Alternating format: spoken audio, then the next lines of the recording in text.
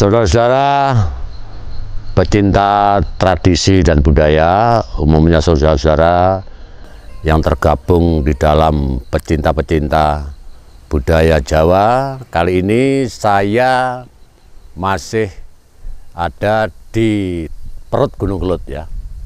Di perut Gunung Kelut artinya ini sudah pada ketinggian kurang lebih 800 sampai dengan 900 meter. Jadi ini hawanya sangat dingin sekali. Dan di belakang saya ini ada sebuah arca atau patung yang berbadan manusia berkepala hewan yang bermahkota. Ini yang disebut dengan Mahesasura. Ini ada dua patung ya sebenarnya. Kalau satu paket, yang satu itu lembu suro, tapi yang di belakang saya ini adalah Mahesasura, kerbau yang bermahkota dengan badan manusia. Dan ini kalau kita lihat secara metafora, ini adalah sebuah sindiran. Jadi sejarah itu ada tingkatannya, ada mitos, ada dongeng, ada folklore, dan ada sejarah-sejarah yang dibikin untuk sindiran zaman. Ya. Jadi ini harus bisa dibedakan antara mitos, antara folklore atau dongeng dan sebagainya. Ini adalah sebuah rangkuman sejarah yang menuju kepada kebenaran sejarah yang benar. Dan saya akan menguak dengan kebenaran sejarah yang benar, supaya tidak berliku-liku, tidak bulat dan sebagainya. Kalau seandainya mitos itu diartikan sebagai suatu bentuk kebenaran, inilah nanti yang akan bisa menjerumuskan anak cucu kita untuk percaya kepada mitos-mitos itu saja. Nek lembu suro itu biar ngene dicemplungno kawah, diruki watu dan sebagainya. Lah ini nanti sampai 2000 tahun berapa ya, kalau tidak ada yang meluruskan sejarah, tetap kita akan terjerumus ke dalam jurang kenistaan yang disebut penistaan sejarah. Lah berkaitan dengan itu, ya mumpung ini situasinya juga di sini dingin, dan ini saya juga disaksikan oleh alam semesta, disaksikan oleh beberapa pohon dan tumbuh-tumbuhan, saya mencoba ingin menguak metafora ini. Di dalam Babat Kediri ada sebuah cerita, di mana cerita itu dikisahkan bahwa kerajaan Kediri itu dulu pernah ada seorang putri namanya Dewi Kilisuci. Atau di dalam Pararaton disebut Dewi Sangramawijaya. Ini adalah putri pertama nomor 1 dari Prabu Airlangga yang tidak mau dijadikan raja. Ya. Dan kemudian di situ dikisahkan juga karena keelokan dari Sangramawijaya atau Dewi Kilisuci ini menjadi suatu hal yang sangat viral di kala zaman itu ya. Jadi hal yang sangat di kala zaman itu disebutkan di dalam cerita Babat Kediri itu bahwa Dewi Kilisuci ini dilamar oleh beberapa orang seluruh negara. Tapi semuanya itu tidak ada yang berkenan di hati Dewi Kilisuci. Dan kemudian di situ ada dua tokoh, satu saudara Lembu Suro dan Mahesasura. Ada juga yang mengatakan Joto-Suro dan sebagainya. Nah, setelah dilihat yang melamar ini adalah manusia berbadan, berkepala hewan, otomatis bagaimana cara untuk menolak secara halus. Kemudian dibuatlah suatu sayembara, barang siapa yang bisa menggali sumur sedalam 1000 meter, 500 sampai 1000 meter di Gunung Kelut, maka saya akan bersedia menjadi suaminya. Dan ini jelas merupakan suatu nek wong carane wong Jawa, wong Kediri ikut diloropno, sengaja mau dibunuh. Diloropake. Tapi dengan ketulusan si Mahesasura dan Mahesasura ingin untuk mengawini Sangramawijaya atau Dewi Kilisuci tadi, disanggupi, oke, saya sanggup 1 malam saya bisa menggali sedalam itu. Oke, silakan.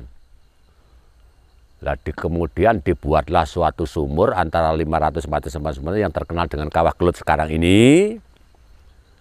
Disitulah kemudian rakyat di daerah Kediri disiap-siagakan, ya, yang tadinya itu bersembunyi di semak-semak, kemudian di situ disiagakan.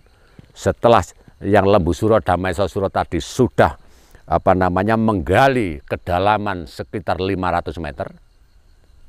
Lah, punggawa-punggawa dari Kediri inilah kemudian membawa batu dikerutuk. Artinya Lembu Suro memang diloropno dipek patine.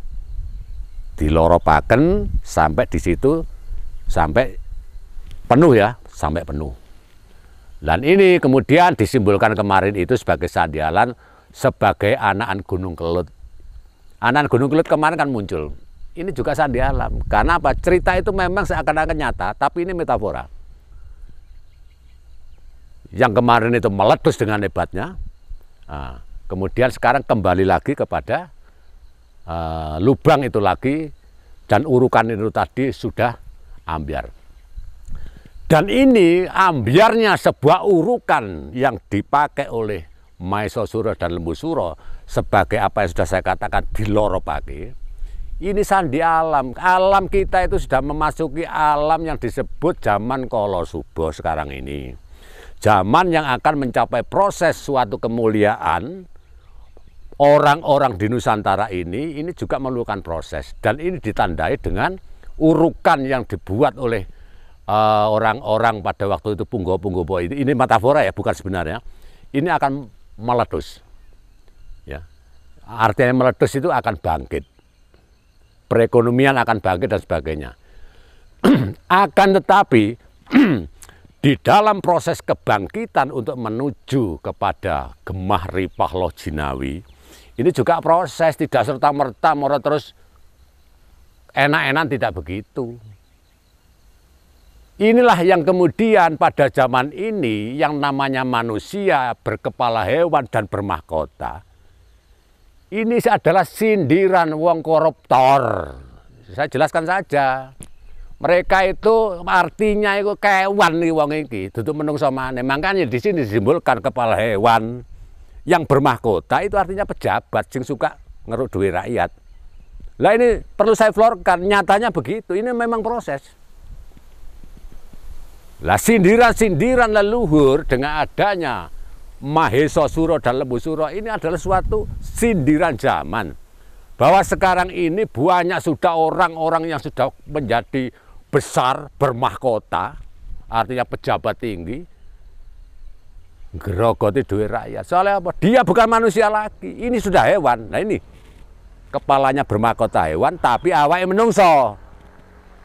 Nah inilah sindiran zaman yang perlu saya jelaskan kepada rekan-rekan yang notabene mempunyai basic tradisi dan budaya. Ini sudah meledak ini. Ya. Jadi manusia awake menungso ndase kewan. Kewan dikatik kewan sing ana sunggune, kewan sing sombong. Didik-didik ngetokno sungu. Ini sudah merupakan salah satu bentuk metafora atau bentuk sindiran zaman yang bisa kita saksikan sekarang ini, di zaman ini. Ini memang proses untuk menuju kepada Gemah Ripah Loh Jinawi, yang mana nanti Nusantara ini akan menjadi mercusuar dunia, tapi ini melalui proses. Jadi leluhur itu tidak serta-merta, tapi semua leluhur itu memang kalau membuat suatu cerita, membuat suatu bentuk metafora, sindiran zaman atau sanempan, itu luar biasa dan itu pasti terjadi. Nah ini contohnya, kepala hewan bermahkota ono sungune pisan. Makanya wong-wong koruptor itu kalau saya bilang itu bukan manusia, itu manusia hewan. Ya ini contohnya. Nah, jadi inilah yang perlu saya jelaskan, perlu saya kuat.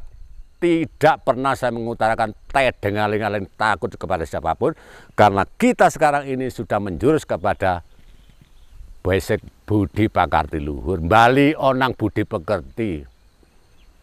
Jangan egonya seperti yang disebut dengan apa namanya Maesosuro ini, ego binatang itu. Ya, saya kira penjelasan saya tentang metafora, tentang sindiran zaman, mulai dari zaman Kediri, mau sampai kepada simbolis apa yang dikatakan apa yang disebut dengan Maesosuro tadi, dengan simbol awake menungso ndase kewan yang bermahkota, dan yang sudah saya jelaskan itu adalah proses. Terima kasih. Selamat sore. Om Swastiastu, Namo Buddhaya, Rahayu. Sampai jumpa.